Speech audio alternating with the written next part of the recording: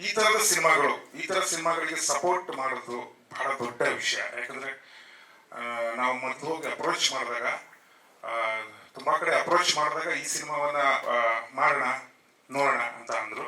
ಆದರೆ ನಮ್ಮ producer Vishwanath sir, ನೀವು ಬೆಳಿತೀರಿ ಅಂದರೆ ನಾನೇನು ಬೇಕಾದ್ರೂ ಮಾಡ್ತೀನಿ ಅಂದರು. ಹಾಗೆ ಈ ಸಿನಿಮಾ ಆಗಿದೆ. 23 ಈ ಸಿನಿಮಾ ಬರ್ತಿದೆ. ನನಗೆ ತುಂಬ ಖುಷಿ ಇದೆ ಅದರ ವಿಚಾರ. ಹಾಗೆ ನನ್ನ ಗುರುಗಳು ಯುವರಾಜ್ ಸರ್, ಜಯಂತ್ ಕಾಯ್ಕಿಣಿ ಅವರು ಹಾಗೂ ಸೂರಿ ಅವರು ನನ್ನ ಗುರುಗಳು. ನಾನು ಅವ್ರನ್ನ ಈ ಸಂದರ್ಭದಲ್ಲಿ ನೆನ್ಸ್ಕೊಳ್ಳೋಕೆ ಇಷ್ಟಪಡ್ತೀನಿ.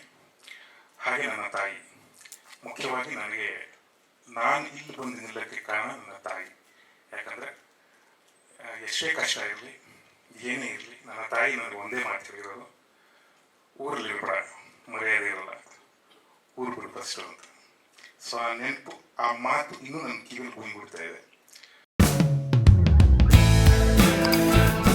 ನಮ್ಮ ಕನ್ನಡ ಫೇಸ್ಬುಕ್ ಪೇಜ್ನ ಲೈಕ್ ಮಾಡಿ, ಯೂಟ್ಯೂಬ್ ಚಾನೆಲ್ನ ಸಬ್ಸ್ಕ್ರೈಬ್ ಮಾಡಿ.